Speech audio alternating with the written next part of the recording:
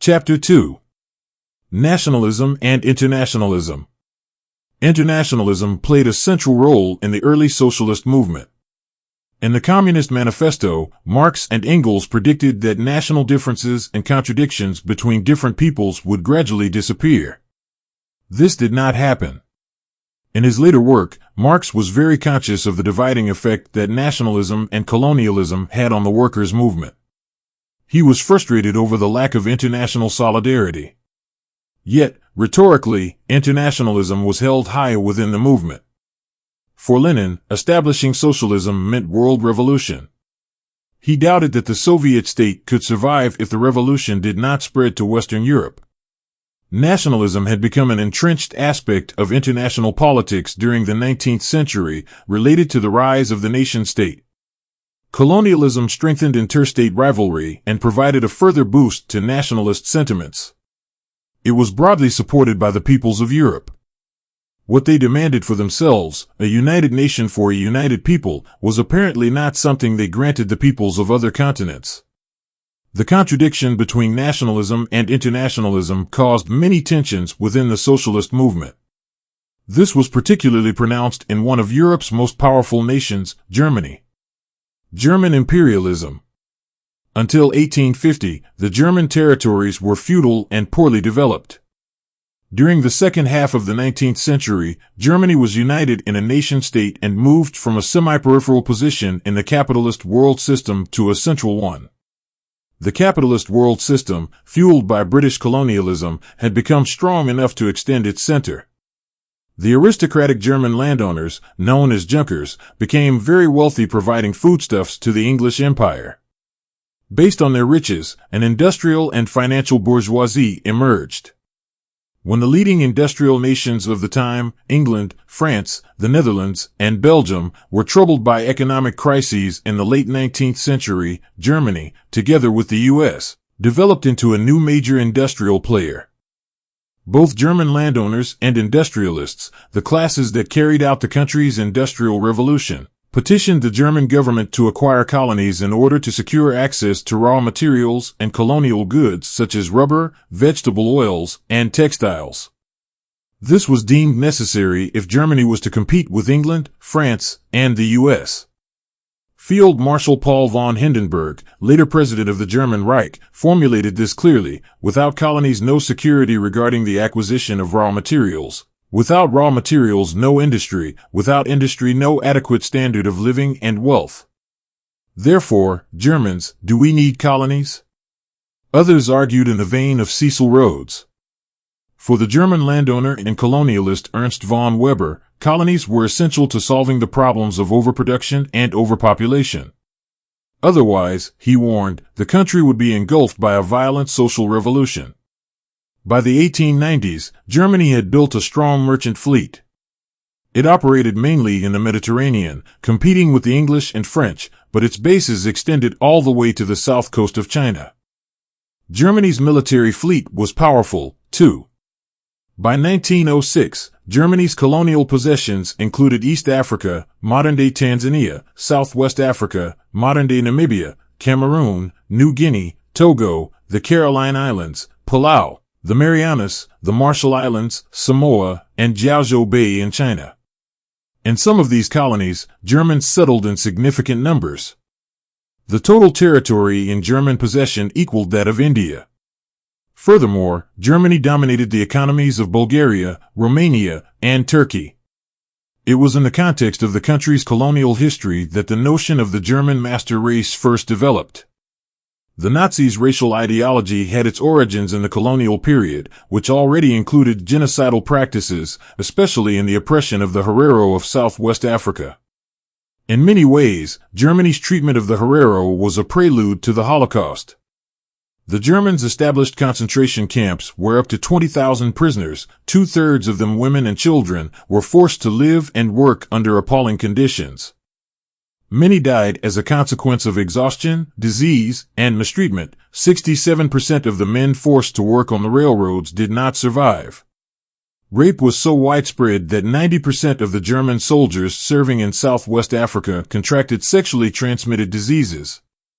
The Herero were also subject to racist medical research. Classifications of their skulls and genitals were meant to confirm that white Europeans were of a superior race.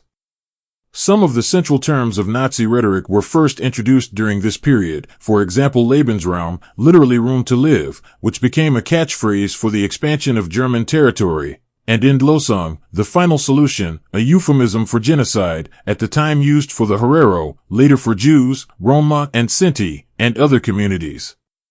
Heinrich Göring, father of the prominent Nazi Hermann Göring, was Southwest Africa's first governor.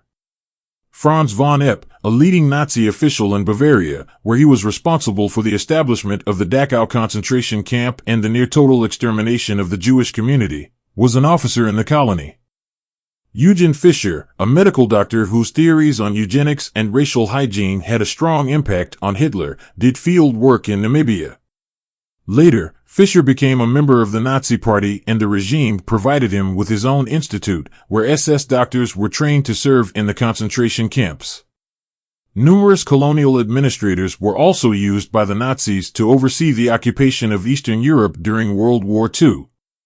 The brown shirts of the early SS provided a very tangible connection to German colonialism. They were leftover uniforms of the colonial Schutztruppen, protective forces, bought by the Nazis after Germany lost its colonial possessions in World War I.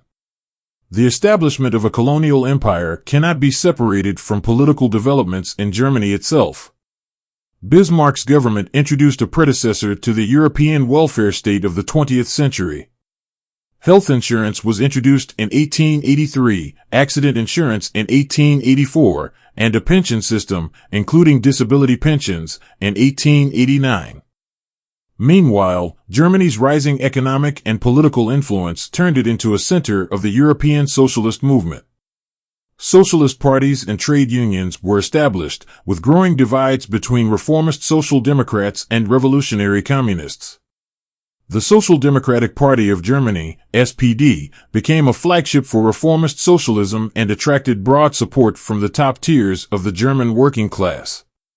One of the party's founders and most prominent figures, Wilhelm Liebknecht, said at the 1892 Party Congress, "You who sit here are also, most of you, aristocrats to a certain extent. Among the workers, I mean insofar as income is concerned.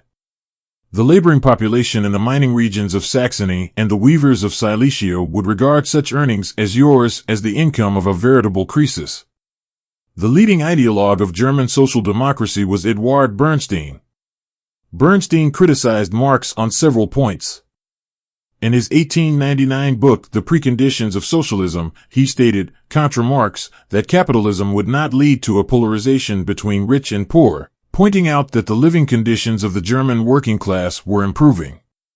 For Bernstein, this was proof that the working class could better their situation within the capitalist system.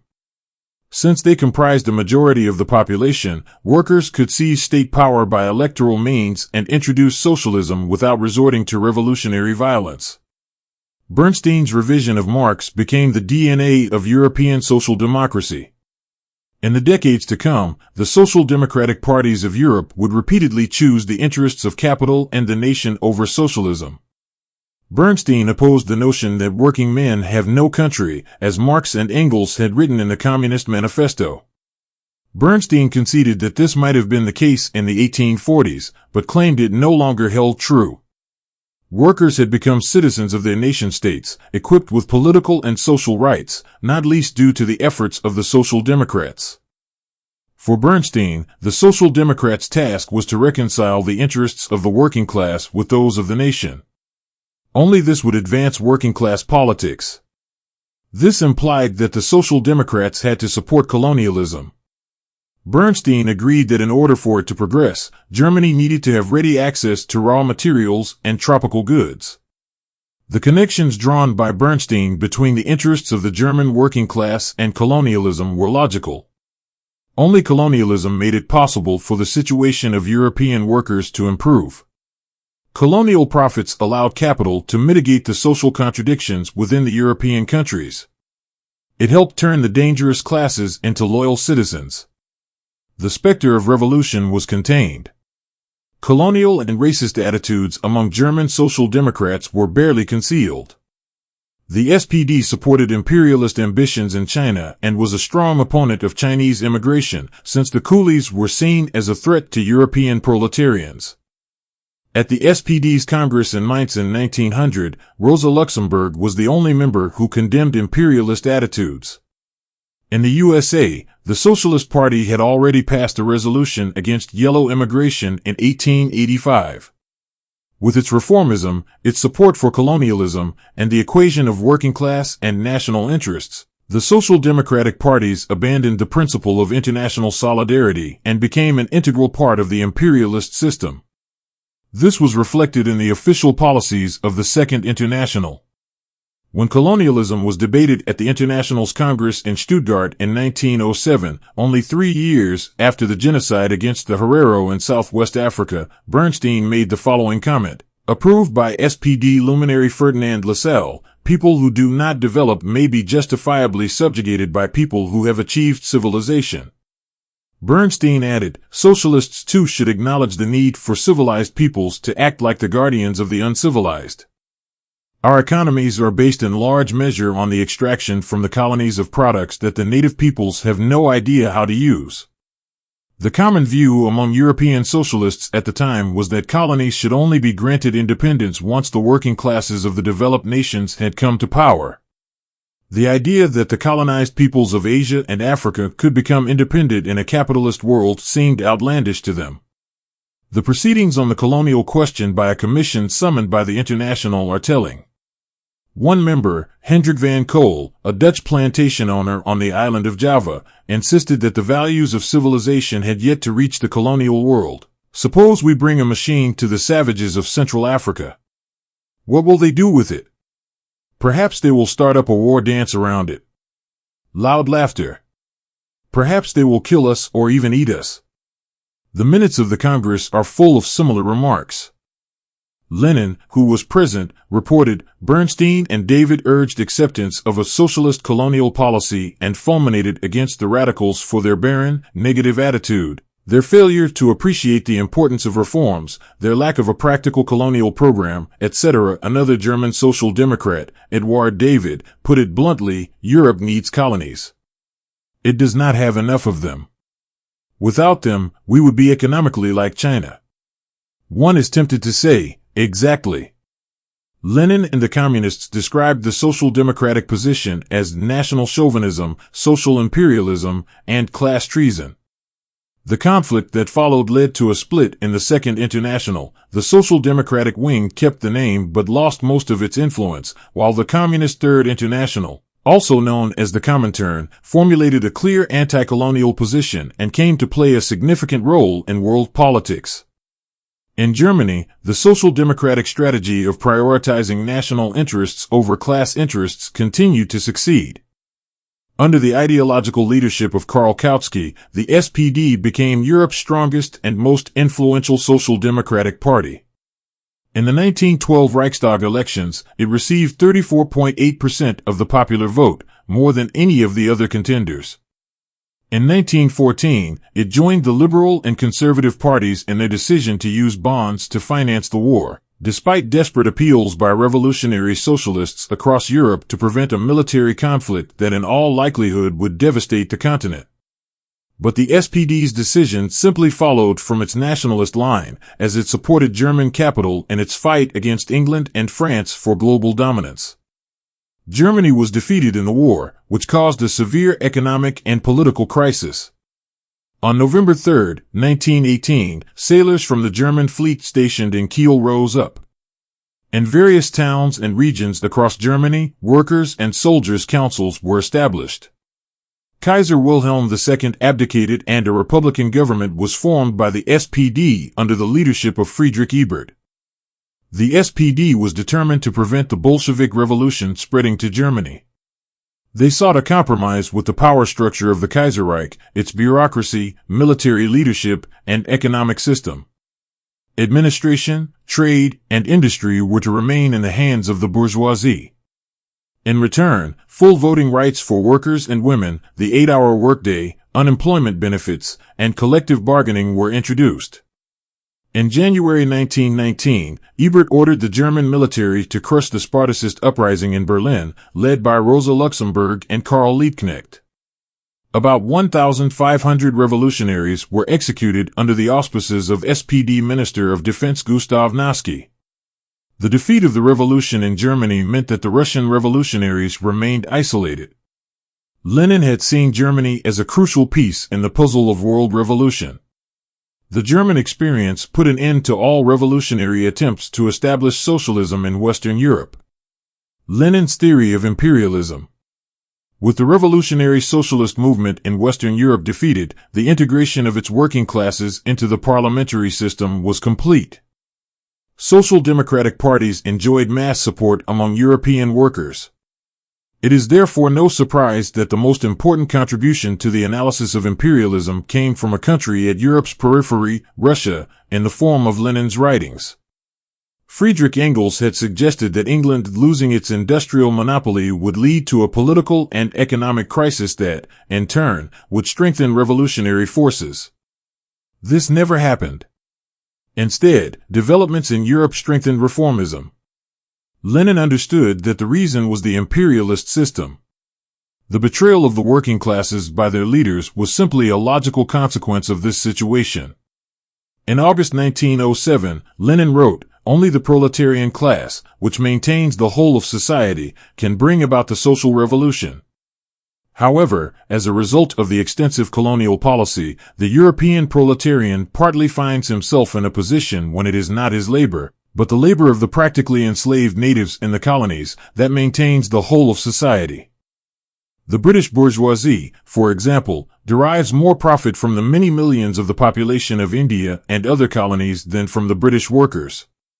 In certain countries, this provides the material and economic basis for infecting the proletariat with colonial chauvinism.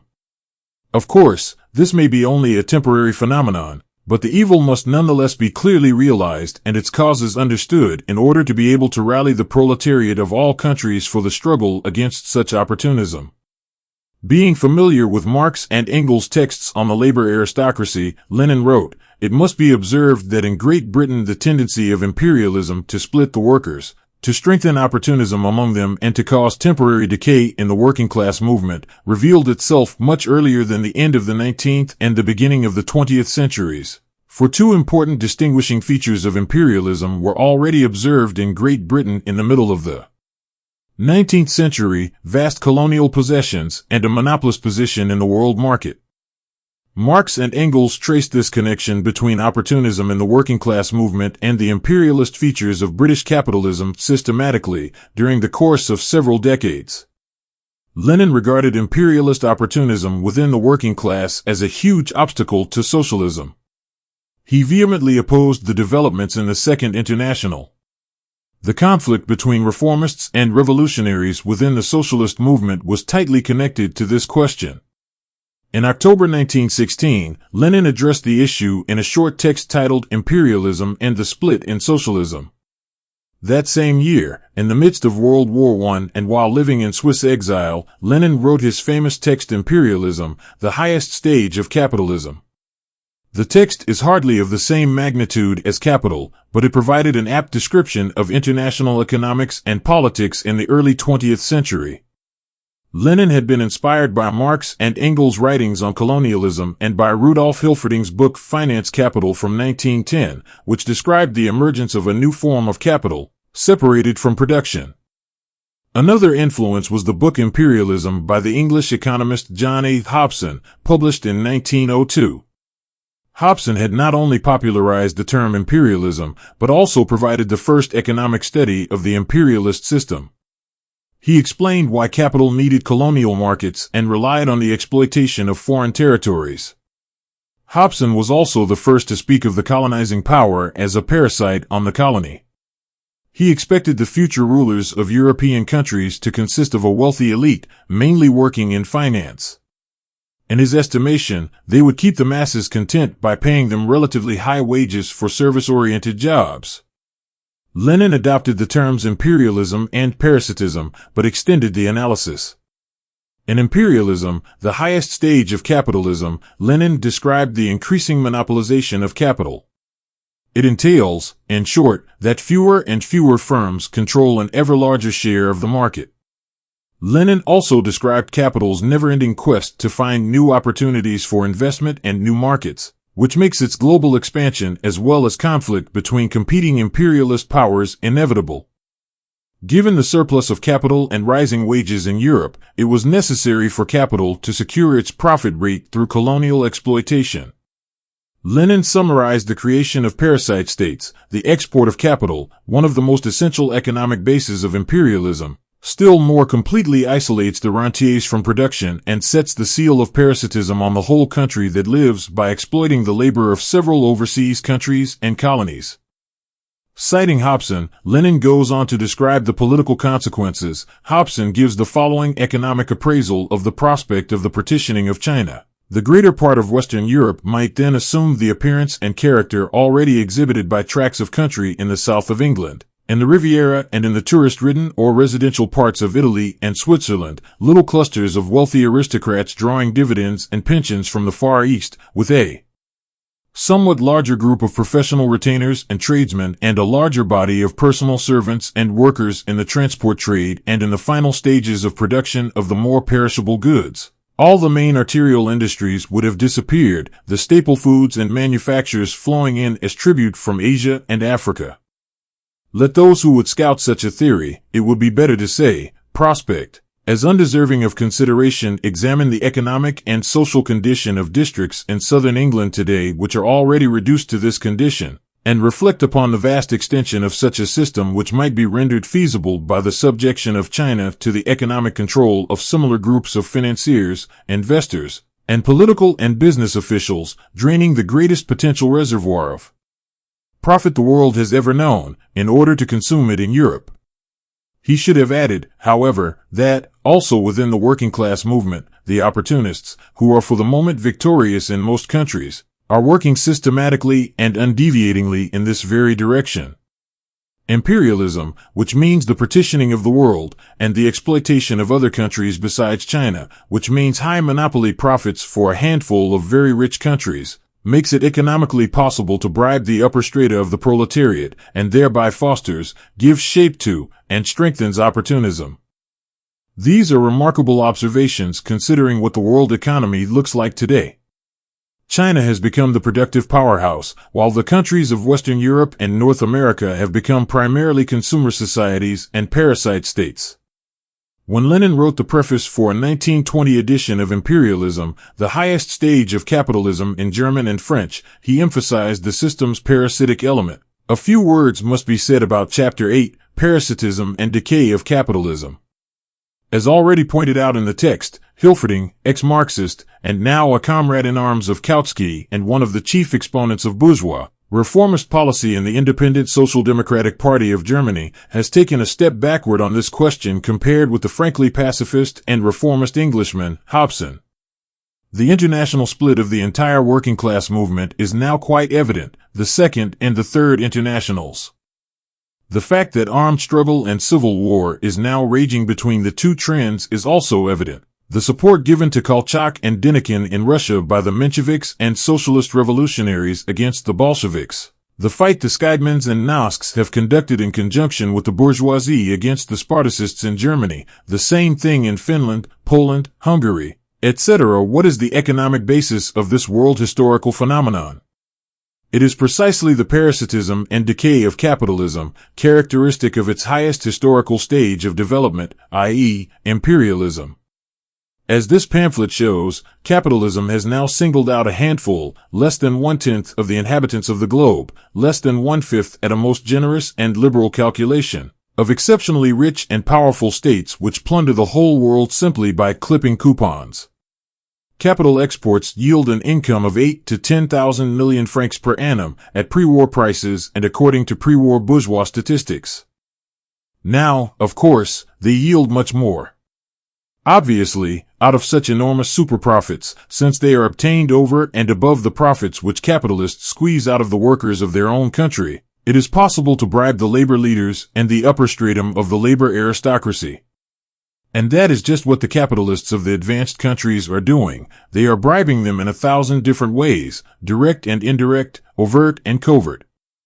This stratum of workers turned bourgeois, or the labor aristocracy, who are quite Philistine in their mode of life, and the size of their earnings and in their entire outlook, is the principal prop of the Second International, and in our days, the principal social, not military, prop of the bourgeoisie. For they are the real agents of the bourgeoisie in the working class movement, the labor lieutenants of the capitalist class, real vehicles of reformism and chauvinism. In the civil war between the proletariat and the bourgeoisie, they inevitably, and in no small numbers, take the side of the bourgeoisie, the Versaillais against the communards. Unless the economic roots of this phenomenon are understood and its political and social significance is appreciated, not a step can be taken toward the solution of the practical problems of the communist movement and of the impending social revolution. Lenin and Luxemburg. Revolutionary communism in Germany was represented by Rosa Luxemburg. The main difference between Lenin and Luxemburg concerned class dynamics in the imperialist countries and the colonies. After the revolution in 1917, Lenin supported movements in the colonies that fought for national independence. Luxemburg, however, saw the working class in the imperialist countries as the decisive force for world revolution. She considered anti-colonial nationalism to be bourgeois and opposed support for independence movements. For Luxemburg, capitalism's fundamental problem was overaccumulation. She thought that, once capitalism had spread to all corners of the earth, it would eventually run out of investment opportunities. This would lead to the system's collapse, which would be followed by a socialist revolution under the leadership of the imperialist countries' working classes. Only then could the colonies gain independence. Luxemburg saw imperialism first and foremost as a system that benefited capital and kept capitalism alive. She paid little attention to class formation in either the imperialist countries or the colonies. Imperialism solved the problem of accumulation by creating opportunities for profitable investment and strong purchasing power in the imperialist countries. There was both an economic and a political logic behind the European working classes' support for imperialism and the rivalry over colonies by European powers. At the eve of World War I, Luxemburg appealed to European workers not to go to war against each other. Her efforts were in vain. This was a clear indication of nationalism's strength and internationalism's weakness. Led by social democratic parties, the working classes of Europe sided with the national bourgeoisies of their respective countries and supported the first major imperialist war, fought over colonies and areas of influence. The interests of the bourgeoisie and the interests of the working classes top tier overlapped, at least partly. The well-being of the nation meant also the well-being of its workers. Lenin stated in May 1915 that the Second International had been undermined by nationalism. He wrote, "By social chauvinism we mean acceptance of the idea of the defense of the fatherland in the present imperialist war, justification of an alliance between socialists and the bourgeoisie and the governments of their own countries in this war, a refusal to propagate and support proletarian revolutionary action against one's own bourgeoisie, etc." It is perfectly obvious that social chauvinism's basic ideological and political content fully coincides with the foundations of opportunism. It is one and the same tendency. In the conditions of the War of 1914-15, opportunism leads to social chauvinism. The idea of class collaboration is opportunism's main feature. Opportunism was engendered in the course of decades by the special features in the period of the development of capitalism, when the comparatively peaceful and cultured life of a stratum of privileged workingmen bourgeoisified them, gave them crumbs from the table of their national capitalists, and isolated them from the suffering, misery, and revolutionary temper of the impoverished and ruined masses. The imperialist war is the direct continuation and culmination of this state of affairs, because this is a war for the privileges of the great power nations, for the repartition of colonies, and domination over other nations.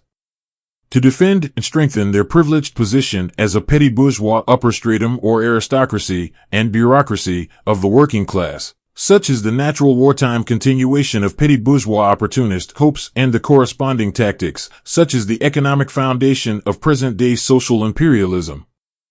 Rosa Luxemburg's hopes were brutally crushed when the German Revolution of 1918-1919 was defeated. Together with her close comrade, Karl Liebknecht, Luxemburg was murdered. The subsequent decades proved how strong German nationalism was. Vast sections of the working class supported right-wing movements eager to restore Germany's position among the imperialist powers. The emergence of anti-imperialism. The same year the German Revolution failed, socialist anti-imperialism was born in the colonies. Paradoxically, this started in the heart of Europe, where, in the early 1910s, there arrived a young man from Vietnam who would later become world famous under the name Ho Chi Minh. He found work as a gardener in France and as a dishwasher and street cleaner in London. During his time in England, Ho Chi Minh became aware of the Irish liberation struggle and studied it with great interest. When he learned of the death of a Sinn Féin hunger striker, he reportedly wept at the sacrifice the man had made for his country and proclaimed, "A nation which has such citizens will never surrender." In 1917, Ho moved to Paris, where he worked as a restorer at a photo shop, also painting Chinese antiquities. The later Prime Minister of China, Zhou Enlai, lived close by. At his house, Ho first met the 19-year-old Deng Xiaoping. In Paris, many immigrants were radicalized in the communist movement at the time. Among them were the Algerian factory workers Messali Hadj and Hadj Ali Abdelkader, who would go on to found the Étoile Nord-Africaine, a pioneering organization for the liberation of Algeria. Ferhat Abbas, another Algerian, who would later become a leading figure in the National Liberation Front, Front de Libération Nationale, FLN, Lamine Senghor from Senegal, one of the French Communist Party's most talented organizers and writers until his premature death in 1927, Arnold Mananutu from Indonesia, a co-organizer of the Bandung Conference, where Asian and African states, most of them newly independent, met in 1955. And José Carlos Mariátegui, as well as Victor Olhea de la Torre from Peru, the former a prominent Marxist theorist and the latter the founder of the American Popular Revolutionary Alliance, Alianza Popular Revolucionaria Americana, APRA. Intellectuals and militants from the colonies gathered in Paris and other European capitals for different reasons. Some pursued higher education, others were looking for industrial jobs, and some wanted to network and recruit fellow revolutionaries. Many of the 750,000 colonial soldiers who had fought for France during World War I had remained in the country. The French government made every effort to return them to the colonies, but not always with success. About 70,000 North Africans and 15,000 men and women from other colonies lived in Greater Paris alone. The situation was similar in other European capitals. Indians moved to London, Indonesians to Amsterdam, and so on. In London, African and Indian anti-colonial militants formed organizations, published journals, and established contact with liberation movements such as the African National Congress, ANC, in South Africa. In the colonies, things were also on the move. In 1919, anti-colonial mass protests erupted in China and Korea against Japanese colonialism and European imperialism. In India, Egypt, Algeria, Tunisia, and Morocco, anti-colonial demonstrations became regular features of everyday life. In the autumn of 1919, world leaders met at the Versailles Peace Conference to negotiate the political order post-World War I. Naturally, the victorious nations divided the spoils between them. Delegates from the colonies hoped that the noble words spouted about peace, justice, and self-determination would be applied to the colonies, too. They were to be disappointed. For the Europeans and North Americans, the colonies were essential for revitalizing their own economies. It became clear to anti-colonial militants that any hope for voluntary decolonization was futile. But they did not despair. There were other ways to bring colonialism to its knees. 2 months after the Versailles Conference started, the Third International held its founding Congress in Moscow. It endorsed Lenin's theses on the national and colonial questions, which argued for support to anti-colonial independence movements. The Congress also drafted 21 conditions that communist parties wanting to join the Comintern had to fulfill. With regard to the colonial question, the expectations were very clear. In the colonial question and that of the oppressed nationalities, there is necessarily an especially distinct and clear line of conduct of the parties of countries where the bourgeoisie possesses such colonies or oppresses other nationalities. Every party desirous of belonging to the Third International should be bound to denounce without any reserve all the methods of its own imperialists in the colonies, supporting not only in words but practically a movement of liberation in the colonies. In France, Ho Chi Minh, disillusioned by the Versailles Conference, joined the French section of the Workers' International, Section Française de l'Internationale Ouvrière, SFIO, commonly, but somewhat misleadingly, referred to as the French Socialist Party. In his memoirs, he noted, heated discussions were then taking place in the branches of the Socialist Party about the question whether the Socialist Party should remain in the Second International. Should a second and a half international be founded, or should the Socialist Party join Lenin's Third International? I attended the meetings regularly, 2 or 3 times a week, and attentively listened to the discussion. First, I could not understand thoroughly why were the discussions so heated. What I wanted most to know, and this precisely was not debated in the meetings, was, which international sides with the peoples of colonial countries? I raised the question, the most important in my opinion, in a meeting. Some comrades answered, it is the Third, not the Second International. And a comrade gave me Lenin's thesis on the national and colonial questions, published by Luminite, to read. There were political terms difficult to understand in this thesis. But by dint of reading it again and again, finally I could grasp the main part of it. What emotion, enthusiasm, clear-sightedness, and confidence it instilled in me. I was overjoyed to tears. Though sitting alone in my room, I shouted aloud as if addressing large crowds, dear martyrs, compatriots. This is what we need, this is what we need, and this is the path to our liberation. After that, I had entire confidence in Lenin, in the Third International. Formerly, during the meetings of the party branch, I had only listened to the discussion. I had a vague belief that all were logical, and could not differentiate as to who were right and who were wrong. But from then on, I also plunged into the debates and discussed with fervor. Though I was still lacking French words to express all my thoughts, I smashed the allegations attacking Lenin and the Third International with no less vigor. My only argument was, if you do not condemn colonialism, if you do not side with colonial people, what kind of revolution are you waging? At the 1920 Congress of the SFIO, a majority of the members defected, founded the French Communist Party, and joined the Comintern. Ho Chi Minh was among them.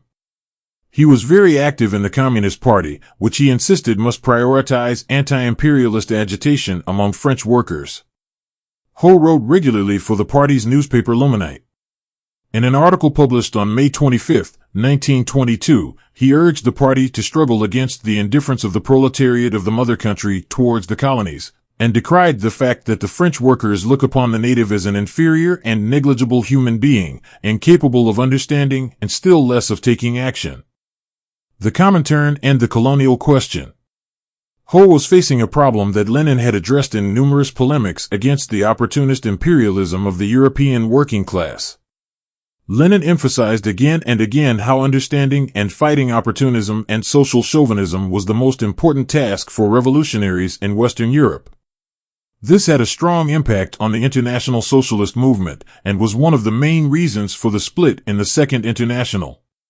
For the Comintern, internationalism and anti-imperialism were central questions. At its founding Congress in 1919, Lenin assured the delegates that they would one day all see the founding of the World Federative Republic of Soviets. A resolution passed at the Congress read, at the expense of the plundered colonial people, capital corrupted its wage slaves, created a community of interest between the exploited and the exploiters against the oppressed colonies, the yellow, black and red colonial people, and chained the European and American working class to the imperialist fatherland. But the Comintern still assumed that the decisive battles for world revolution would be fought in Europe.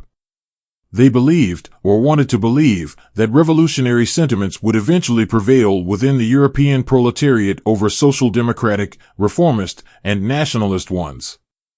Leon Trotsky penned a manifesto of the Communist International to the workers of the world, which included the following lines: the workers and peasants not only of Annam, Algiers, and Bengal, but also of Persia and Armenia, will gain their opportunity of independent existence only in that hour when the workers of Britain and France, having overthrown Lloyd George and Clemenceau, have taken state power into their own hands. Colonial slaves of Africa and Asia, the hour of proletarian dictatorship in Europe will also be the hour of your liberation. This was the prevailing view within the Comintern at the time. Lenin wanted to mobilize the proletariat below the top tier of the best paid, unionized workers. His strategy failed. Revolutionaries within the workers' movement were not able to challenge the reformist leadership. In Germany, their influence remained strong even after the revolution's defeat in 1919, but frequent communist uprisings were crushed with brute force by the SPD government. In England and in Scandinavia, Social Democrats benefited from the economic crisis following World War I. They formed governments not to abolish capitalism but to restore it, backed by the working-class majority. Reform seemed safer than revolution. Government intervention in the labor market and provision of social services lay the foundation for what would become the European welfare state. The Second Congress of the Comintern, East or West. At its second Congress in July 1920, the Comintern intended to strengthen its revolutionary and anti-imperialist strategy. A central aspect was to break with Eurocentrism. Lenin spoke of treachery when reflecting on the stance that the British working class took toward the oppressed nations and their struggle for freedom. I would like to emphasize the importance of revolutionary work by the communist parties, not only in their own, but also in the colonial countries, and particularly among the troops employed by the exploiting nations to keep the colonial peoples in subjection. Comrade Quelch of the British Socialist Party spoke of this in our commission. He said that the rank-and-file British worker would consider it treasonable to help the enslaved nations in their uprisings against British rule. True, the jingoist and chauvinist-minded labor aristocrats of Britain and America present a very great danger to socialism and are a bulwark of the Second International. Here we are confronted with the greatest treachery on the part of leaders and workers belonging to this bourgeois international. The parties of the Second International have pledged themselves to revolutionary action, but they have given no sign of genuine revolutionary work or of assistance to the exploited and dependent nations in their revolt against the oppressor nations. This, I think, applies also to most of the parties that have withdrawn from the Second International and wish to join the Third International. We must proclaim this publicly for all to hear, and it is irrefutable. We shall see if any attempt is made to deny it. Lenin also criticized the British Labour Party's hesitation to mobilize against British colonialism in Ireland. The comrades have emphasized that the labour aristocracy is stronger in Britain than in any other country. That is true. After all, the labour aristocracy has existed in Britain, not for decades, but for centuries. This stratum is thoroughly imbued with bourgeois prejudices and pursues a definitely bourgeois reformist policy. In Ireland, for instance, there are 200,000 British soldiers who are applying ferocious terror methods to suppress the Irish.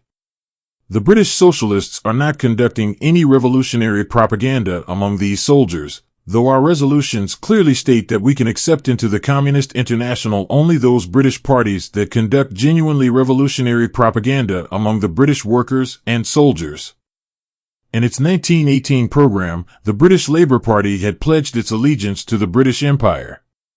The program declared it a duty to defend the rights of British citizens who have overseas interests, and stated, as for this community of races and peoples of different colors, religions, and different stages of civilization, which is called the British Empire, the Labour Party is in favour of its maintenance. With regard to India, the British Labour Party formally supported independence, but did nothing to help the process along. Rather, it condoned military force in cracking down on nationalist rallies. In his book India Today, the British Marxist Rajani Palm Dutt cited a 1930 article from the Manchester Guardian, which bluntly summed up the reasons for British opposition to Indian independence. There are two chief reasons why a self-regarding England may hesitate to relax her control over India. The first is that her influence in the past depends partly upon her power to summon troops and to draw resources from India in time of need. The second is that Great Britain finds in India her best market, and she has £1,000 million of capital invested there. Even among Europe's communists, support for anti-imperialist movements in the colonies was often half-hearted. The Eurocentric belief that the movements of the imperialist countries were most important was widespread. They were seen as organizing the most politically advanced workers.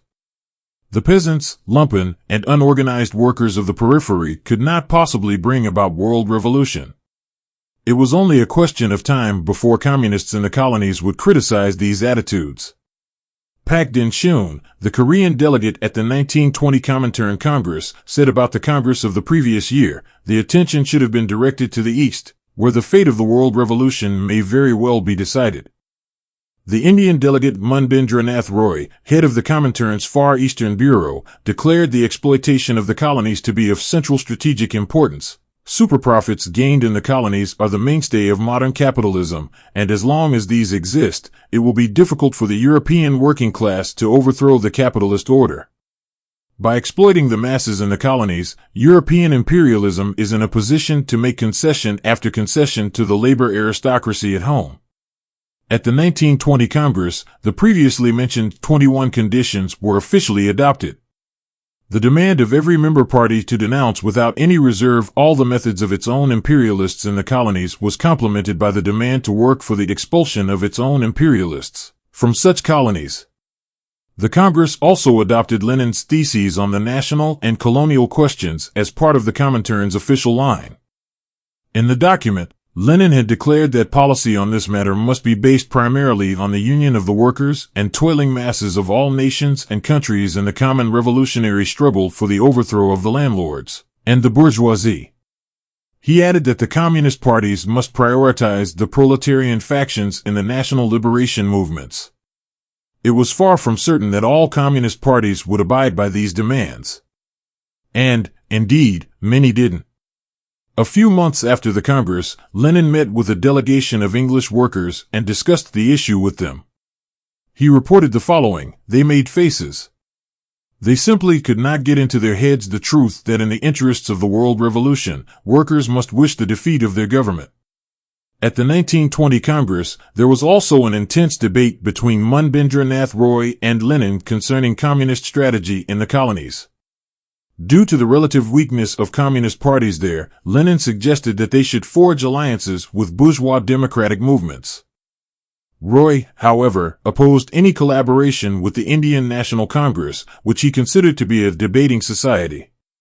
Lenin pointed out that there was no functional communist party in India, and that, under these circumstances, the idea of communists acting alone was doomed to fail.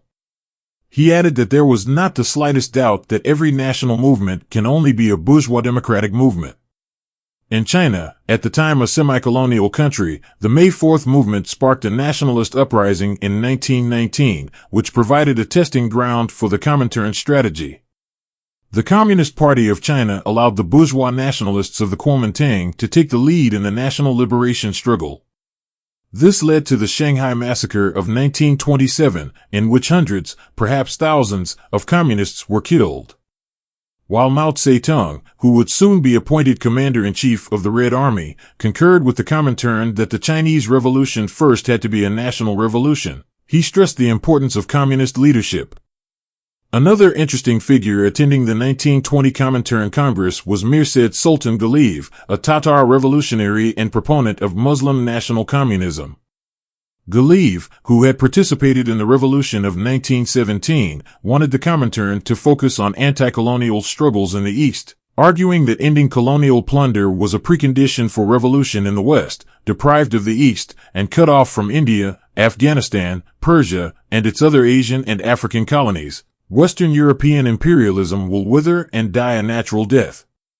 In his view, the communist movement had committed a serious strategic error by giving priority to the revolutionary movement in Western Europe and thereby ignoring the fact that capitalism's weak point lay in the Orient. Ghalib conceded that there was no developed working class in what he called the Eastern nations, but he considered them to be proletarian nations, as they were exploited by the capitalist world system. A similar point was made by Li Dajiao, one of China's earliest Marxists. He described China as proletarianized in relation to the world system. The problem with Ghalib's analysis was his neglect of the class dynamics in the Soviet Union's Muslim territories. Furthermore, his view that the Islamic fundamentalism espoused by the nationalists of the Caucasus region was inherently socialist was problematic, even if his attempt to reconcile elements of Islamic thought with Marxism was intriguing. In practice, Galeev ended up pursuing an anti-Soviet course in alliance with landed and clerical elites. He fell out with the Bolsheviks in 1923, repeatedly served time in prison and labor camps for nationalist deviation and conspiracy against the Soviet government, and was finally executed in 1940. The Baku Conference. Despite its disagreements with Muslim national communism, the Comintern took seriously the question of how the populations of the Far East and the Muslim societies of the new Soviet state related to the socialist revolution. The erstwhile assumption that workers' revolutions in the West were needed to free the proletarians of the colonies had also been shaken by experiences such as the defeat of the Hungarian Soviet Republic of 1919. Shortly after which, Leon Trotsky wrote that, "There is no doubt at all that our Red Army constitutes an incomparably more powerful force in the Asian terrain of world politics than in the European terrain.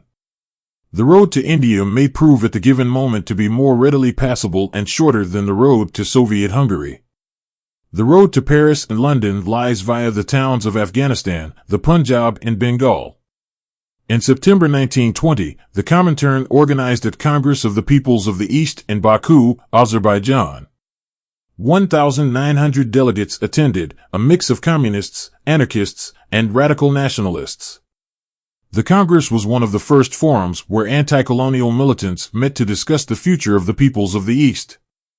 The goal was to establish a common understanding of the fight against imperialist domination and capitalist exploitation and to form an alliance between the Comintern and the anti-colonial liberation movements in Asia in order to win them fully to communism. At the Baku Congress, the president of the Comintern, Grigory Zinoviev, related the Comintern's commitment to support the liberation movements in Turkey, Persia, and the Transcaucasian republics, Armenia, Azerbaijan, and Georgia.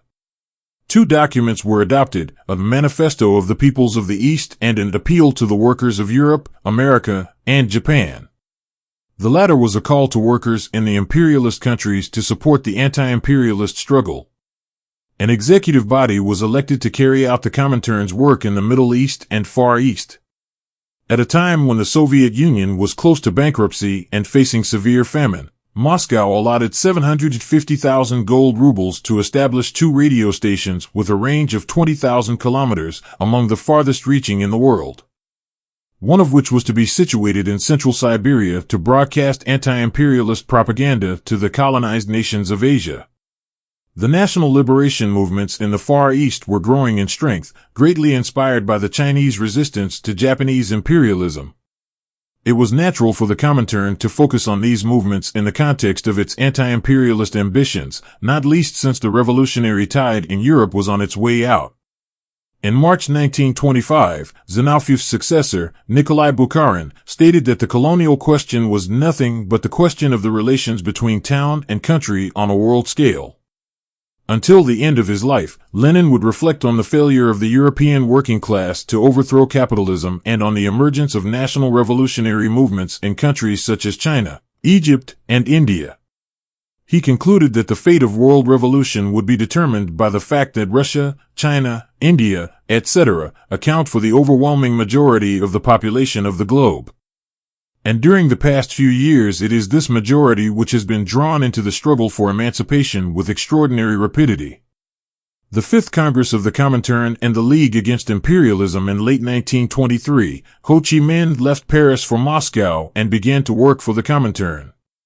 Lenin died before he arrived, but Ho met with Bolshevik leaders such as Trotsky, Bukharin, Karl Radek, and Joseph Stalin.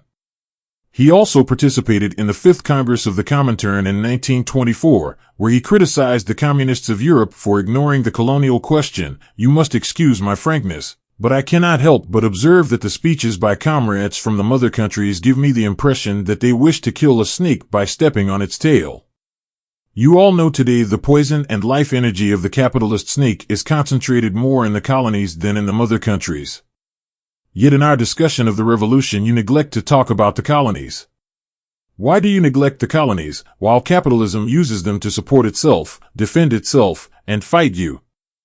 He went on to lay out his critique in detail. The British colonies taken as a whole are 8.5 times more populous and about 232 times bigger than Great Britain.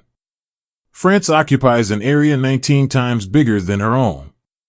The population of the French colonies exceeds that of France by 16,600,000. Thus, it is not an exaggeration to say that so long as the French and British Communist parties have not brought out a really progressive policy with regard to the colonies, have not come into contact with the colonial peoples, their program as a whole is and will be ineffective because it goes counter to Leninism. According to Lenin, the victory of the revolution in Western Europe depended on its close contact with the liberation movement against imperialism in enslaved colonies and with the national question, both of which form a part of the common problem of the proletarian revolution and dictatorship.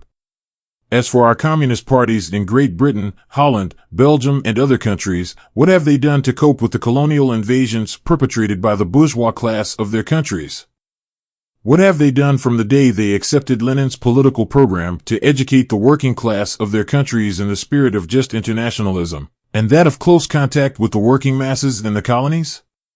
What our parties have done in this domain is almost worthless. As for me, I was born in a French colony, and am a member of the French Communist Party, and I am very sorry to say that our Communist Party has done hardly anything for the colonies. The Communist parties of Europe never took Ho's criticism to heart. In 1925, Ho moved to Canton in order to deepen contacts with the Chinese Communist Party. He also visited Siam, modern-day Thailand, and other Asian countries to coordinate Comintern activities. The Comintern was still trying to forge an alliance between the communists of the West and the East.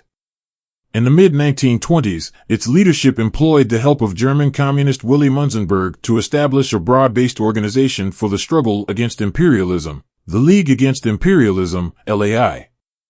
The LAI's main task was to unite the anti-imperialist struggles in the colonies and the imperialist countries into a worldwide movement.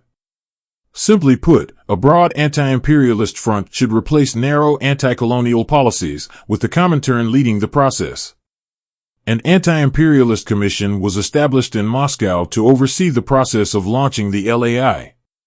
It was important to mobilize the workers in the imperialist countries for the anti-imperialist struggle, and to ensure that the anti-imperialist movement knew how to distinguish friend from foe, which in practice meant denouncing the social democratic position as direct support of imperialism.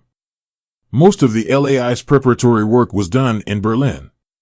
Germany had lost its colonies in World War I, and as a result the government wasn't much concerned by anti-colonial movements. In 1927, the LAI was officially launched at a congress in Brussels, attended by 174 delegates representing 134 organizations from 34 countries. Albert Einstein, appointed honorary president, proclaimed, "In your Congress, the solidly united endeavor of the oppressed to achieve independence takes bodily shape." Jawaharlal Nehru, who would become India's first prime minister in 1947, was also present and elected to the executive committee. Along with Persian delegate Ahmed Asadov, who lived in Berlin, he participated in the session on British imperialism in India, Persia, and Mesopotamia. He also met with delegates from Java, Indochina, Palestine, Syria, Egypt, North Africa, and Sub-Saharan Africa. Nehru was greatly impressed by the moral courage displayed by quite a number of distinguished persons such as Einstein, Song Ching-ling, aka Madame Sun Yat-sen, and Nobel laureate Romain Rolland.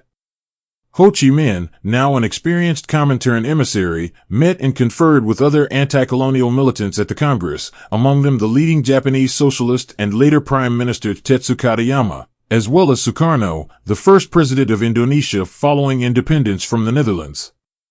For many militants from the colonies, the LAI Congress was an opportunity to meet militants from other colonies. They exchanged experiences and discussed future strategies. This explains the historical significance of the event. When Sukarno, as Indonesia's president, opened the Bandung Conference in 1955, he explicitly mentioned the 1927 LAI Congress as a crucial stepping stone in the development of the anti-imperialist struggle. In Latin America, anti-imperialism took on a particular form. Latin American militants supported the resistance against European colonialism in Africa and Asia, but their own struggle played out against a different historical background. Most countries in Latin America had already become independent at the beginning of the 19th century.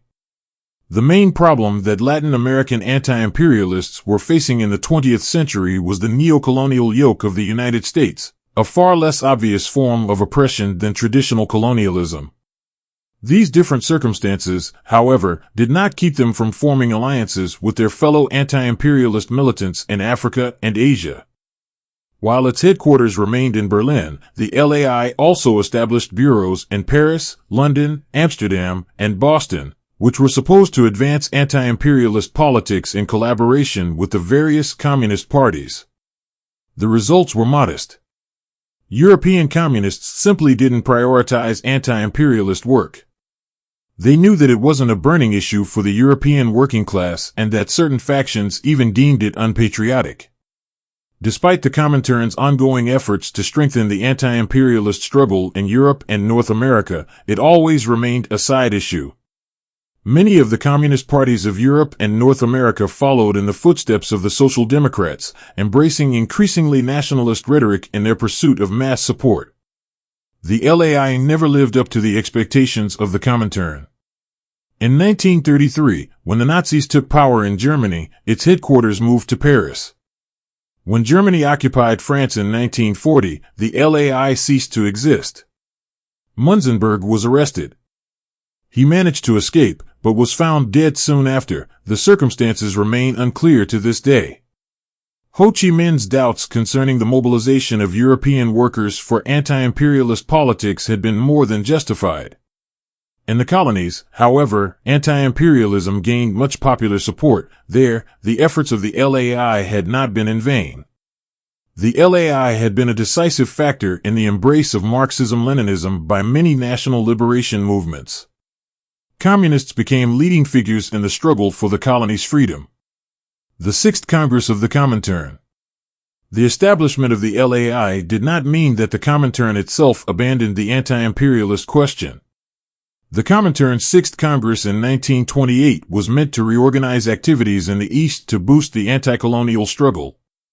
The primary objective was to strengthen ties with non-communist revolutionary organizations and influence their programs and tactics. Palmiro Togliatti, leader of the Italian Communist Party, summed up the attitudes of Europe's Social Democrats. The Social Democrats have become colonial politicians. They recognized the possession of colonies as something which their countries could never renounce, and that, when their country has no colony, it is up to them to demand a colony for it in a more or less open manner. In this field there is not a single social democratic party which is an exception. Togliatti pointed out that social democracy had always had a colonial policy, one which consisted in allying itself with or directly participating in the colonial enterprises of the bourgeoisie, presenting many examples to support his claim. The SFIO had always voted in support of the colonial agenda. At the party's 1927 Congress, it was declared that the post-war problems could not be solved without colonies. It also supported military intervention in Syria to crush the nationalist movement there, despite the documented abuse of the population by French troops. In the Netherlands, the Socialist Party did not even discuss whether there should be colonies or not. The only question was how to govern them. They condemned the communist-led mass rebellions in Western Sumatra and Java in 1926 as being orchestrated by Moscow or Canton. They did object to the subsequent mass killings, but only because, in their opinion, it would have been enough to only execute the ringleaders. In Germany, the SPD repeatedly bemoaned the fact that Germany had lost its colonies. As late as 1928, they demanded their return. In Italy, that same year, the Social Democrats passed a resolution against the division of the colonies in the Treaty of Versailles, demanding a colonial order that would acknowledge the needs of Italian capital.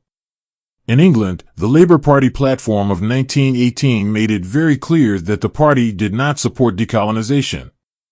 Rather, it was ready to defend the rights of British citizens who have overseas interests, concluding that as for this community of races and peoples of different colors, religions, and different stages of civilization which is called the British Empire, the Labour Party is in favor of its maintenance.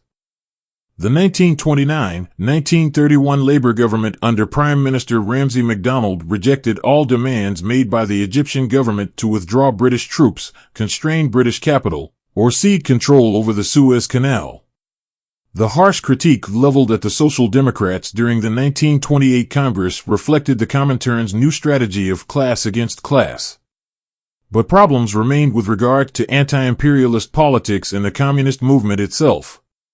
Otto Kuusinen, who had left Finland for the Soviet Union after the defeat of the Reds in the Finnish Civil War of 1918, presented a document entitled Theses on the Revolutionary Movement in Colonial and Semi-Colonial Countries. It addressed the lackluster approach to anti-imperialist politics by Europe's communist parties. It must be admitted that, up till now, not all the parties in the Communist International have fully grasped the decisive importance which the establishment of close, regular, and unbroken relations with the national revolutionary movements in the colonies has in affording these movements active and practical help. For Kuusinen, engaging in anti-colonial politics was one of the weakest sides of Comintern activity. In his opinion, since the Comintern's inception in 1919, communist parties had either ignored anti-colonialism or regarded it as a waste of time. All efforts by Comintern leaders to rectify this had been in vain. Kuusinen suggested a commission headed by the British communist Robin Page Arnott to visit the communist parties of Western Europe, discuss anti-colonial politics, and prepare a colonial conference to be held in 1929. Arnott first went to London, where he attended the Communist Party's 1929 Congress. He reported that the anti-colonial question was raised, but only in passing and on the final day. The British communists had simply disregarded the directives of the Comintern. Arnott's next stop was Paris. If anything, the French communists' interest in the anti-colonial question was even lower than that of the British. Arnott saw all aspects of Ho's critique confirmed. His experiences in Belgium and the Netherlands were similar. In short, the anti-colonial work of the European communists was close to non-existent. Even the simplest tasks, such as establishing contact with militants in the colonies, had not been carried out. Arnott summed up his impressions in the report on the parties, in which he dryly concluded that at the moment not much is being done. The Colonial Conference of 1929. After receiving Arnott's report, the commissioners appointed to prepare the 1929 Colonial Conference deemed it necessary to present a new position paper on the colonial question. The task of writing it was assigned to the Hungarian-born Comintern operative Lajos Magyar. Magyar criticized the parties harshly. In his paper, titled The Organization of the Colonial Work of the European Communist Parties, he reached the following conclusion. The most important task of the communist parties of the imperialist countries with regard to the colonial question is the establishment of a direct contact between the communist parties and the revolutionary trade union organizations. The relationships existing up to now between the communist parties and the revolutionary movement in the respective colonial countries cannot be considered satisfactory. Not all of the parties of the Comintern have so far grasped the great significance of regular close connections with the revolutionary movements in the colonies for the active immediate practical support of these movements. Only to the extent that the communist parties in the imperialist countries actually support the revolutionary movement and assist the struggle of the colonial countries against imperialism, can their position with regard to the colonial question be accepted as truly Bolshevik. This is the criterion for their revolutionary activity in general.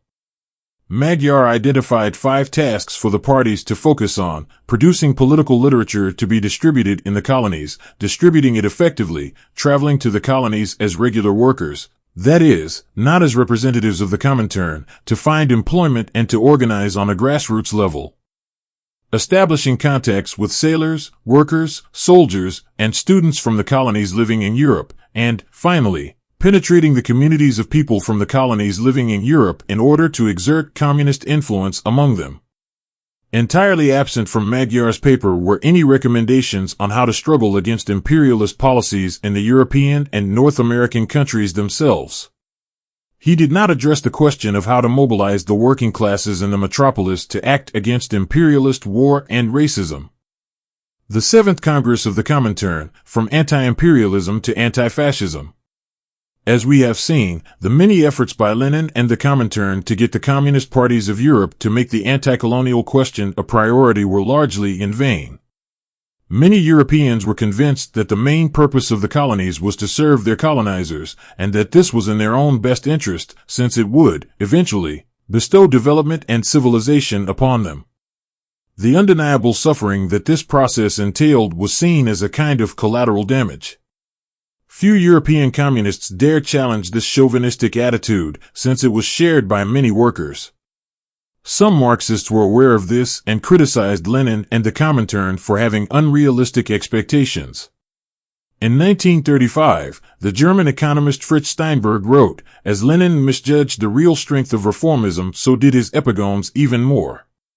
He never gave a systematic analysis of the sociological prerequisites which formed the basis of reformism and which prevented it from being shaken during the period up to the victory of fascism.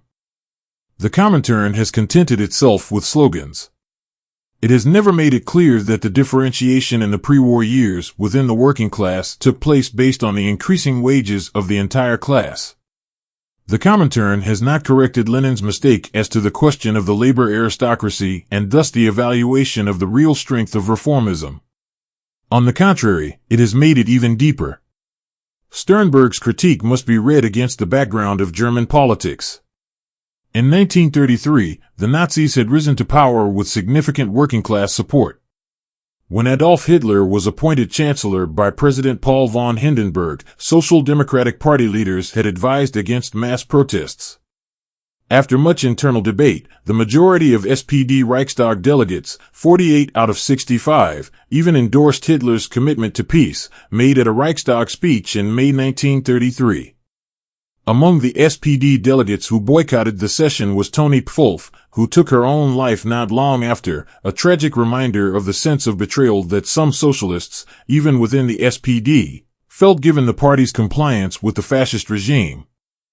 In her 1993 book German Social Democracy and the Rise of Nazism, historian Dana Harsh chronicled that fateful day in the Reichstag, when the Social Democratic deputies rose as a body to vote with the bourgeois parties. The chamber, including Hitler, broke into a storm of applause.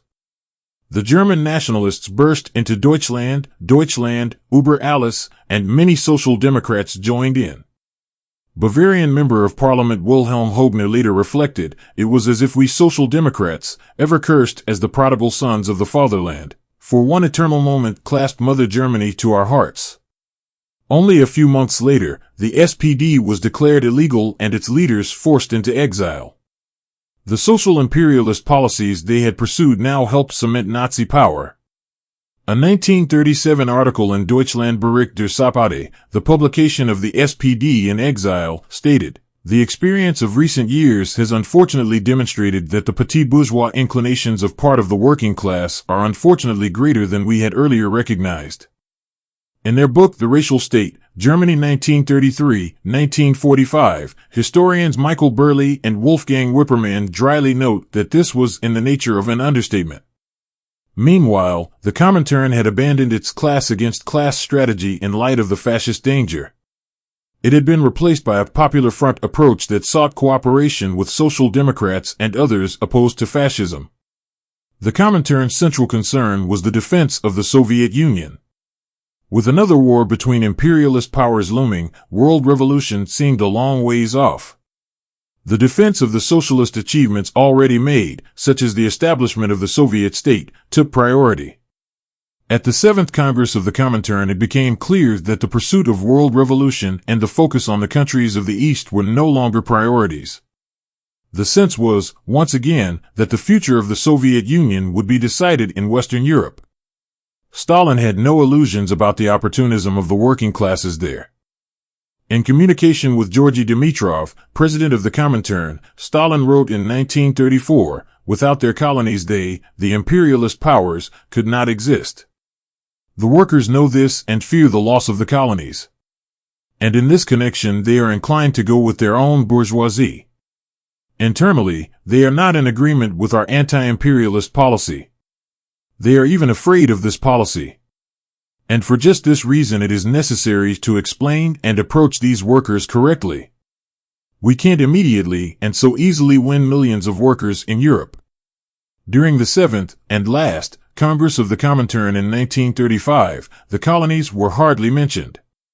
After listing various groups that could aid in the struggle against fascism, Social Democrats, Catholics, anarchists, unorganized workers, peasants, the petty bourgeoisie, the intelligentsia. Dimitrov called the people's struggles in the colonies an important reserve for the world proletariat. Dimitrov also made it clear that the priority of the communist parties was the struggle for peace and the defense of the USSR. Communists, he declared, were irreconcilable opponents, on principle, of bourgeois nationalism. But we are not supporters of national nihilism, and should never act as such. He insisted that communist organizations must persist in educating the working classes in the spirit of proletarian internationalism, but must not sneer at all the national sentiments of the wide masses of working people. That the Comintern had revised its position on nationalism in the imperialist countries was confirmed in a May Day statement 1 year later. The declaration asserted that the Bolsheviks had been correct in insisting that the proletariat had to defeat the national bourgeoisie in the Russian Revolution, but that today the situation is not what it was in 1914. In a statement on the 1938 Munich Agreement, which settled the Nazis' annexation of parts of Czechoslovakia, the reversal of the Comintern's stance on nationalism was even more pronounced. The paper proclaimed that the working class had begun to revise its relationship with the nation and had won a place in it. Essentially, this meant that the Comintern accepted the power-sharing agreement between the capitalists and the working class in the imperialist countries. The leaders of the Comintern even went so far as to accuse the bourgeoisie of betraying the national interests, declaring that it is the working class and its Communist Party which takes over the legacies of the bourgeois revolution, maintains them against the traitors, and develops them to a richer and fuller life. While the 21 conditions had demanded a complete and absolute break with the Social Democrats, the Comintern was now reaching out to the parties of the Second International, but to no avail. The Social Democrats rejected all communist advances. The rationale behind the Comintern's new approach was to prevent German aggression against the Soviet Union and a new war between the imperialist nations. Anti-colonial struggles were no longer a priority. In fact, Soviet leaders feared that they might distract the imperialist powers from fighting the Nazis. The Comintern even urged the working classes of Britain and France to stand with their governments in defense of the colonies in Asia, which were menaced by Japanese imperialism. World War II brought the clash of two imperialist blocs, the Axis powers under the leadership of Germany and Japan, and the Allied forces led by Britain, France, and the USA. The Soviets' efforts to avoid military confrontation were in vain. Germany invaded in 1941 and the Soviets entered into a close alliance with the Allies. This completed the transformation of the Comintern from an organization to further world revolution to one defending the national interests of the Soviet Union. The consequences for the colonies were disastrous. England's difficulty is our opportunity, Irish revolutionaries had declared in 1914. This perspective was now abandoned. The opportunism of the Communist Party of India, CPI, serves as an example. Before 1941, the CPI had always tried to take advantage of Britain's difficulties. At the outbreak of World War II, its leaders cheered, "Never again shall we get an opportunity like this. The empire is cracking. It cannot survive this crisis." But by the summer of 1942, when social unrest engulfed India, the CPI had accepted the Comintern's position that national liberation had to be delayed until the Soviet Union's survival was secure. The party helped prevent the uprising of the masses and urged people to support the British in their war efforts. Shortly after, the CPI was declared legal by the British authorities for the first time ever. In 1943, the Soviet government decided to dissolve the Comintern. Stalin explained the decision, pointing to the fact that communist parties outside of the Soviet Union were constantly being derided as agents of a foreign state.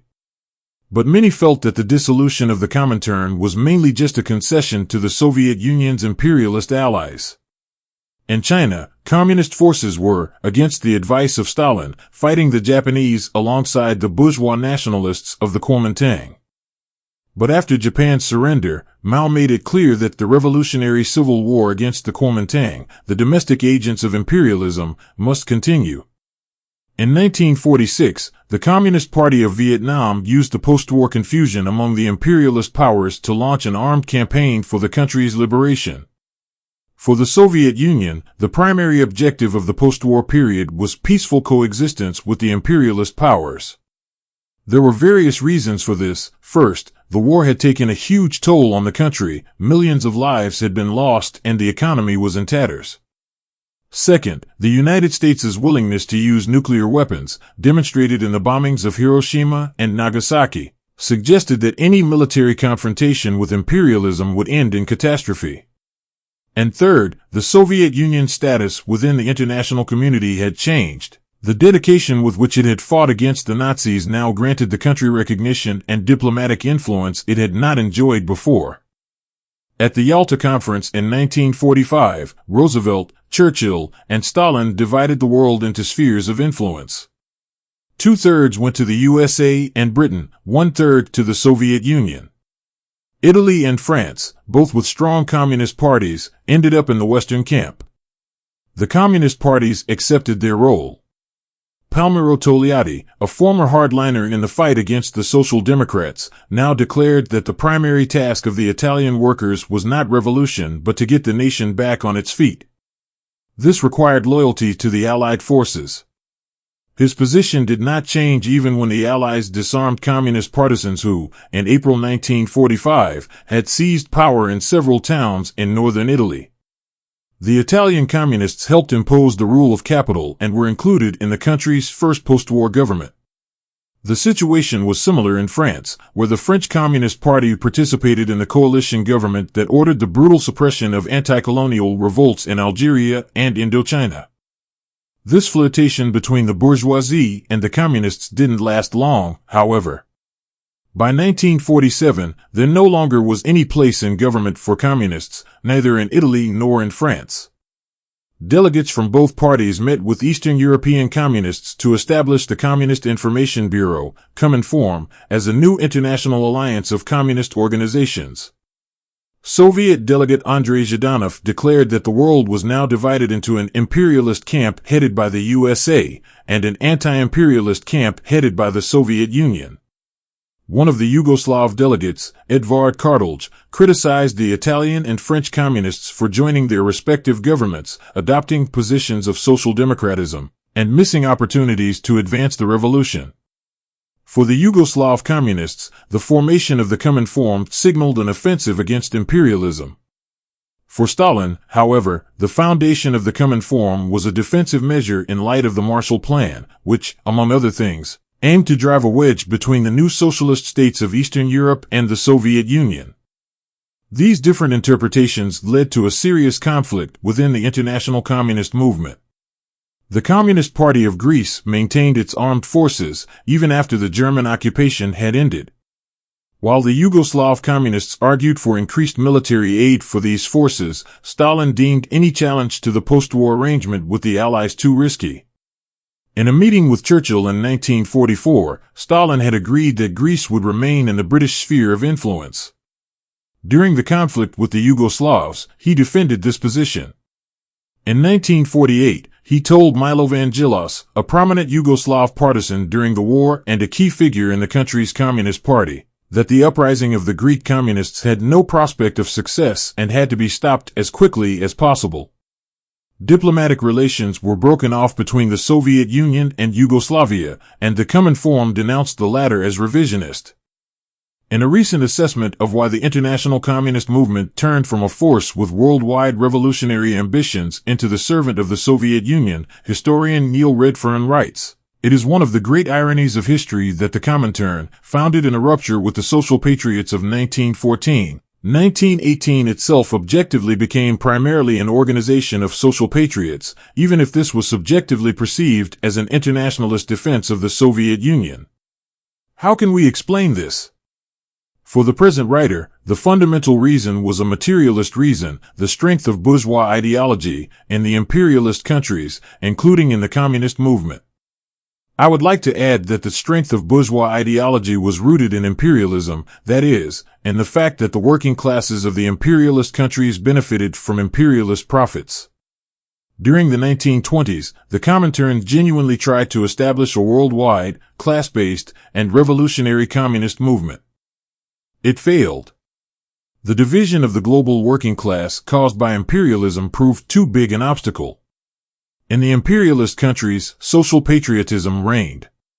Workers identified first and foremost as citizens of their respective nation-states.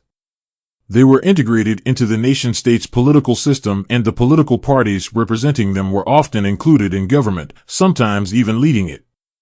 The policies of the Soviet Union during and after World War II, opportunism, and Eurocentrism brought an end to the anti-imperialist agenda. This allowed imperialism to emerge relatively unscathed from the crisis it had experienced in the 1930s and 40s. Reinvigorated, it entered a new period under the uncontested leadership of the United States. Germany, which had unleashed World War II in an attempt to gain that position, was utterly defeated. Nazism, a labor aristocracy gone mad. During the failed German Revolution of 1918-1919, Social Democrats and Communists became bitter enemies. In order to crush the Spartacist uprising in Berlin and other communist rebellions, the ruling SPD had employed the infamous Freikorps, militias formed by reactionary German soldiers. Throughout the 1920s and into the 1930s, the Communists considered Social Democrats to be social fascists, while the Social Democrats considered Bolshevism a grave danger. In the end, it was the Nazis who benefited from this divide in the working class movement. The Nazi Party attracted much working class support by appealing to nationalist sentiments. The so-called stab-in-the-back myth, Dolchstoßlegende, was widely believed. It suggested that the reason for Germany's defeat in World War I was the disloyalty of various sections of the population, capitalists, the political representatives of the Weimar Republic, and, not least, Jews. Many Germans, working-class people included, yearned for the country's rebirth as a great power with enough Lebensraum for the German nation to flourish. For the Nazis, colonial possessions were of the utmost importance. They followed a logic that Jawaharlal Nehru described in his 1934 book Glimpses of World History. Marx said that capitalism would have to face difficulty after difficulty, crisis after crisis, till it toppled over because of its inherent want of equilibrium. It is more than 60 years since Marx wrote, and capitalism has had many a crisis since then. But far from ending, it has survived them and has grown more powerful, except in Russia where it exists no longer. But now, as I write, it seems to be grievously sick all over the world, and doctors shake their heads about its chances of recovery. It is said that capitalism managed to prolong its life to our day because of a factor which perhaps Marx did not fully consider. This was the exploitation of colonial empires by the industrial countries of the West. This gave fresh life and prosperity to it, at the expense, of course, of the poor countries so exploited. The Nazis' promises appealed to the German people. In the 1932 national elections, the SPD received 8 million votes, the Communist Party 6, and the Nazi Party 14. When Hitler was appointed Chancellor 1 year later, the Nazis set out to solve the economic crisis and reduce unemployment. A key element of their economic policies was ambitious infrastructure projects, among them the construction of the Autobahn, the German highway system. This provided a boost for German industry, created jobs, and increased the demand for both consumer and investment goods. By 1936, unemployment was as good as gone. Fascism relies on an extreme form of labor aristocracy. Fascism appears when the capitalist system is in crisis, promising to solve the latter by dividing the working class along lines of nationality and race, privileging one part of the population at the expense of another. This division is enforced by brutal violence. Fascist regimes depend on the willingness of the privileged layers of the population to submit to its rule. The Nazi Party's success was based on an alliance between German capital and the German labor aristocracy. Despite rhetorical attacks against capitalists, often equated with Jews, the Nazis never threatened capitalism, which functioned perfectly well under their regime. Instead, they turned against traditional working-class organizations. Marxism, class struggle, and socialist internationalism were to be replaced by a higher, nationalist goal, the Third Reich. This was not just talk. The Nazis persecuted, imprisoned, and killed thousands of social democrats and communists. The goal was to exterminate them from political life.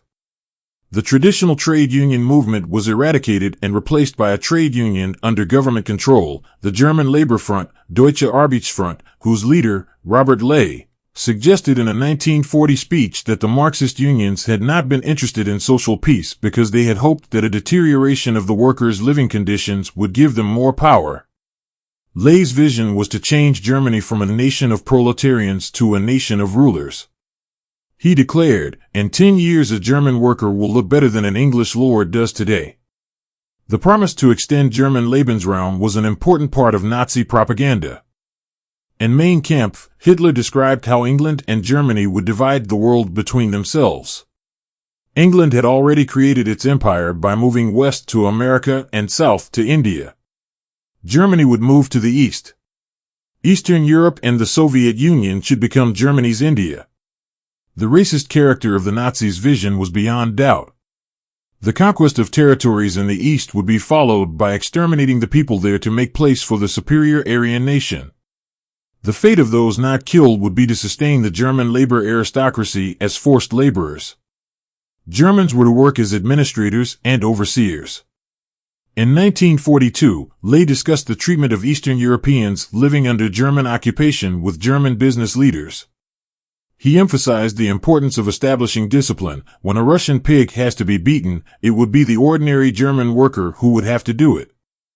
The Nazis' racism and national chauvinism were condemned by the European powers, but as M. Césaire has pointed out, things were more complicated than that. Yes, it would be worthwhile to study clinically, in detail, the steps taken by Hitler and Hitlerism and to reveal to the very distinguished, very humanistic, very Christian bourgeois of the 20th century that without his being aware of it, he has a Hitler inside him, that Hitler inhabits him, that Hitler is his demon, that if he rails against him, he is being inconsistent, and that, at bottom, what he cannot forgive Hitler for is not crime in itself, the crime against man. It is not the humiliation of man as such. It is the crime against the white man, the humiliation of the white man, and the fact that he applied to Europe colonialist procedures which until then had been reserved exclusively for the Arabs of Algeria, the coolies of India, and the niggers of Africa.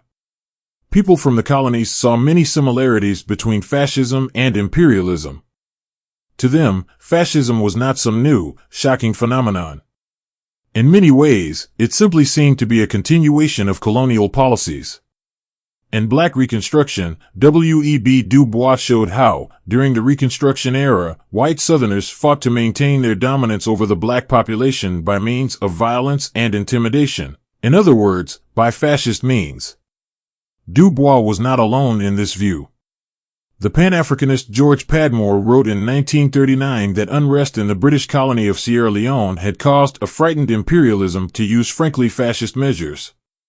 Given the similarities between imperialism and fascism, there is a natural connection between anti-imperialism and anti-fascism.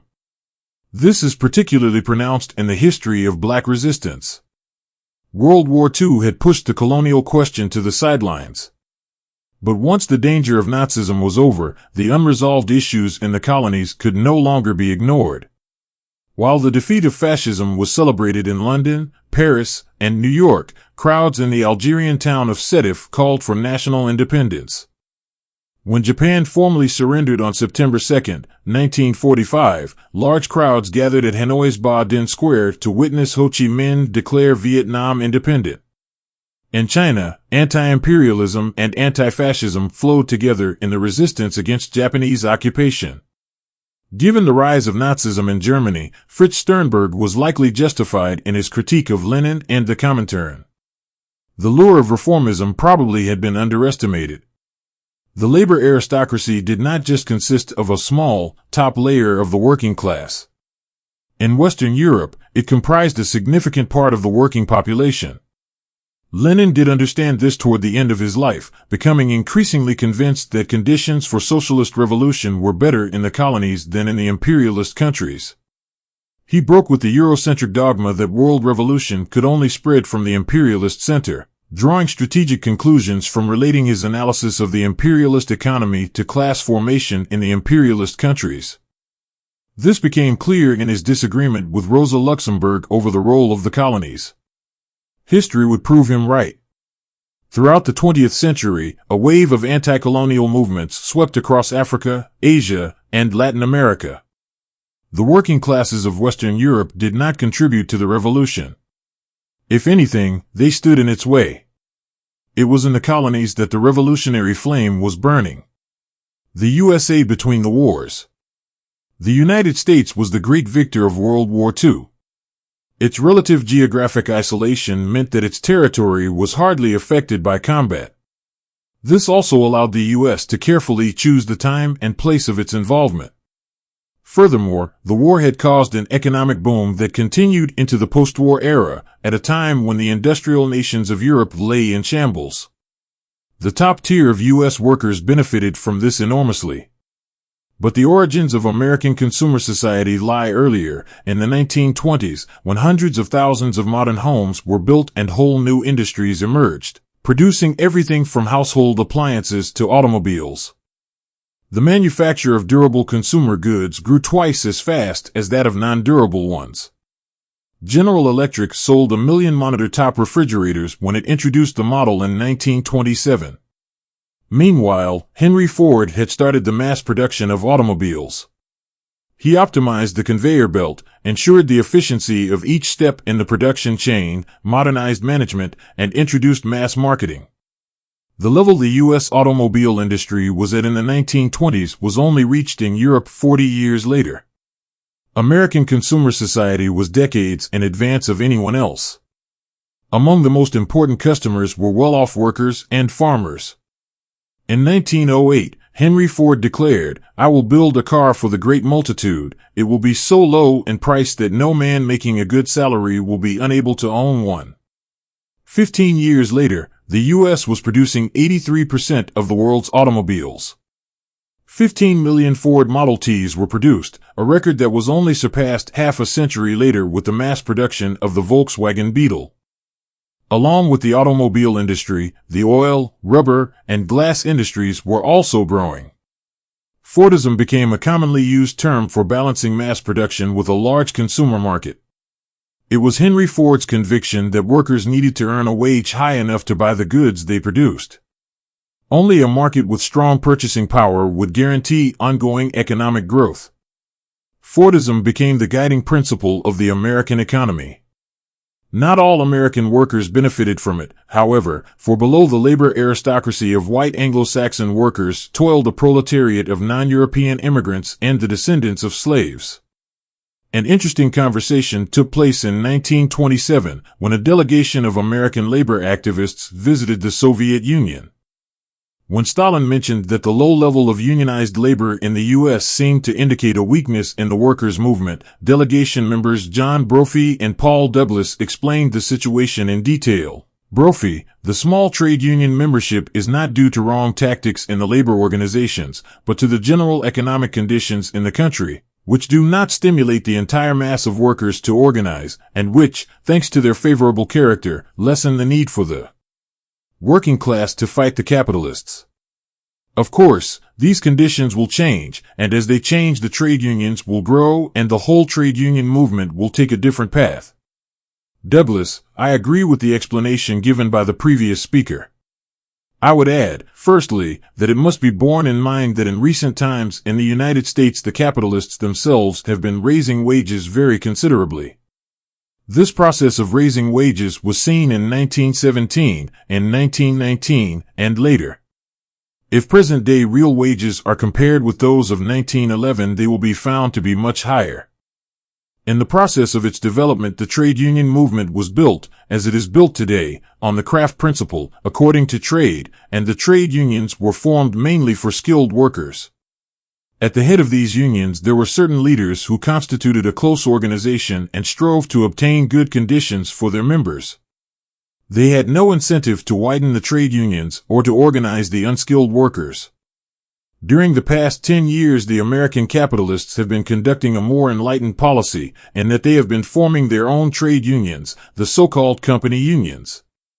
They strive to give the workers an incentive in the work of their plant, an interest in its profits, and so forth. American capitalism shows a tendency to substitute vertical division for horizontal division, that is, to split up the working class, giving it an incentive and interest in capitalism. Stalin, then another question, why do the leaders of the American labor movement, Green and the others, so strongly oppose the formation of an independent workers' party in America? Brophy, yes, the leaders did decide that there was no need to form such a party. There is a minority, however, which considers that such a party is needed. Objective conditions in America at the present time are such that, as has been pointed out already, the trade union movement in the United States is very weak, and the weakness of the trade union movement is, in its turn, due to the fact that the working class at present does not have to organize and fight the capitalists because the capitalists themselves raise wages and provide satisfactory material conditions for the workers. Stalin, third question. How do you explain the fact that on the question of recognizing the USSR, the leaders of the American Federation of Labor are more reactionary than many bourgeois? Brophy, I cannot give an exact explanation, but I think that the leaders of the American Federation of Labor are opposed to the recognition of Soviet Russia for the very same reason that the American Federation of Labor is not affiliated to the Amsterdam International. I think it is due to the peculiar philosophy of the American workers and to the economic difference between them and the European workers. During the 1920s, American capitalism seemed unstoppable. A glorious future seemed certain. But it all came to a grinding halt with the great crash of 1929, a crisis of overproduction caused by unrestrained speculation.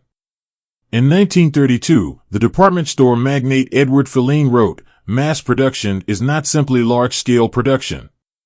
It is large-scale production based upon a clear understanding that increased production demands increased buying."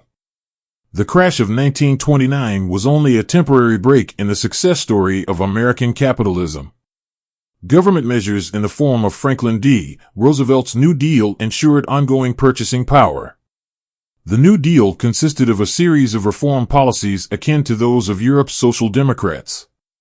The United States certainly remained a capitalist society, but capitalism was now regulated by the government. This was in line with the writings of British economist John Maynard Keynes, who argued that government intervention was necessary to avoid unstable markets and social tensions. The U.S. government implemented work projects to reduce unemployment and stimulate consumption. A pension system, unemployment benefits, and federal social services were introduced in 1935. 3 years later, legislation for a minimum wage and limits on working hours was passed. While the New Deal was inspired by European social democracy, the Nazis were inspired by the United States' economic and political rise to power. The settlers' conquest of the American West set an example for the German conquest of the European East, and the genocide against Native Americans and the occupation of their lands served as a model for how to extend Lebensraum. In Mein Kampf, Hitler noted that the settlers had conquered the American West because they had shot down the millions of redskins to a few 100,000. In his opinion, here in the East a similar process will repeat itself. The Nazis were convinced that what made the USA great was racism. The end of slavery had not meant an end of discriminatory laws, not only in the form of Jim Crow in the South, but also in federal legislation, concerning everything from family life to immigration. African Americans, Chinese, Japanese, Filipinos, Puerto Ricans, Mexicans, Native Americans, and other minority groups all were second-class citizens. Hitler described the USA as the one country that had created a healthy society based on racial purity. There is currently one state in which one can observe at least weak beginnings of a better conception. This is of course not our exemplary German Republic, but the American Union, in which an effort is being made to consider the dictates of reason to at least some extent. The American Union categorically refuses the immigration of physically unhealthy elements, and simply excludes the immigration of certain races. In these respects America already pays obeisance, at least in tentative first steps, to the characteristic folkish conception of the state. The 1935 Nuremberg Laws, which formalized the Nazis' racist agenda, drew direct inspiration from the white supremacy that reigned in the USA. Economics played an important role, of course. The displacement and mass murder of the indigenous population, slavery, the exploitation of proletarians, and imperialism had made the U.S. the world's leading economic power. In 1870, the USA had the world's fourth biggest economy. By 1922, the U.S. economy was larger than those of England, Germany, France, Italy, Belgium, Russia, and Japan combined. Revolutionary socialism never gained a strong foothold in North America and largely disappeared from Western Europe in the 1920s. The centers of revolutionary socialism were now to be found in the East and South. Virtually all attempts at socialist revolution during the last 100 years have occurred in the periphery or semi-periphery of the capitalist world system. The Russian Revolution of 1917 and the Chinese Revolution of 1949 are only the two most prominent examples.